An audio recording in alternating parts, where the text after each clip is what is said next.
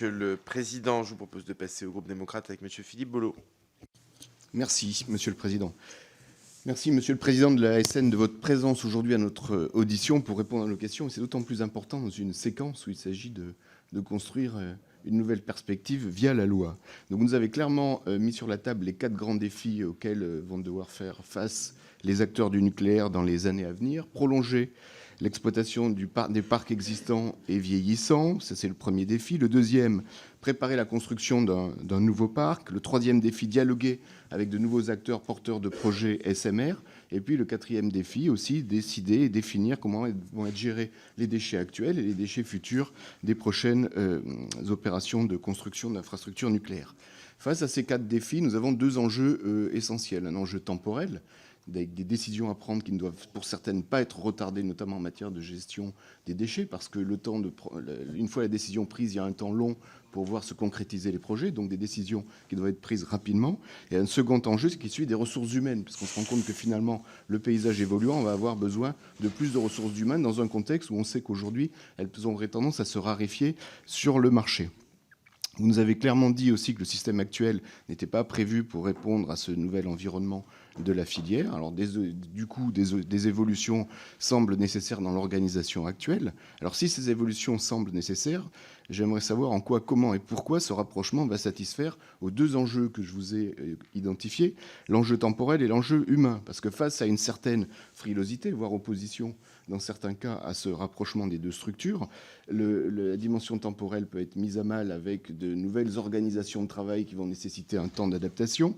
Et il peut aussi y avoir un risque de perte en compétences avec des fuites de ressources humaines. Et ainsi, à la fin, un rapprochement où la somme des ressources humaines de la nouvelle structure serait inférieure à ce qu'en sont aujourd'hui les ressources humaines des 2 structures prises indépendamment. Est-ce que vous pourriez nous éclairer sur ces sujets-là ?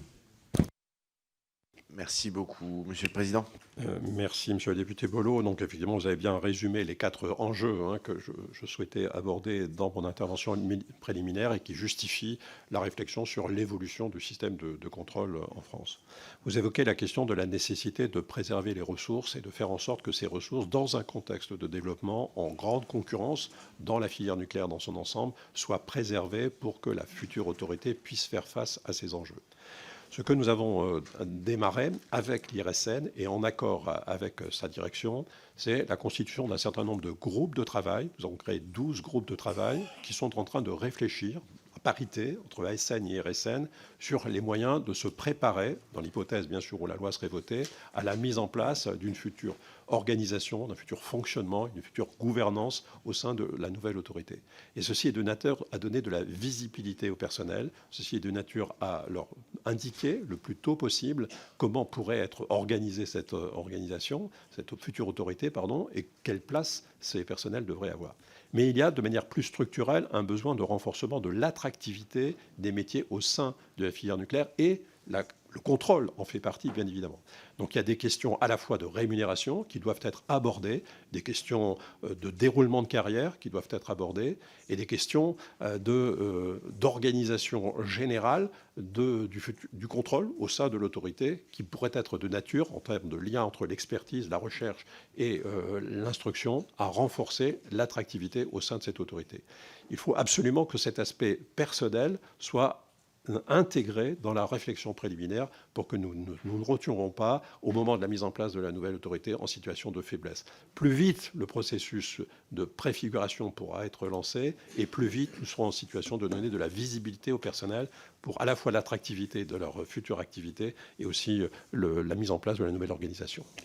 Merci beaucoup, Monsieur le Président.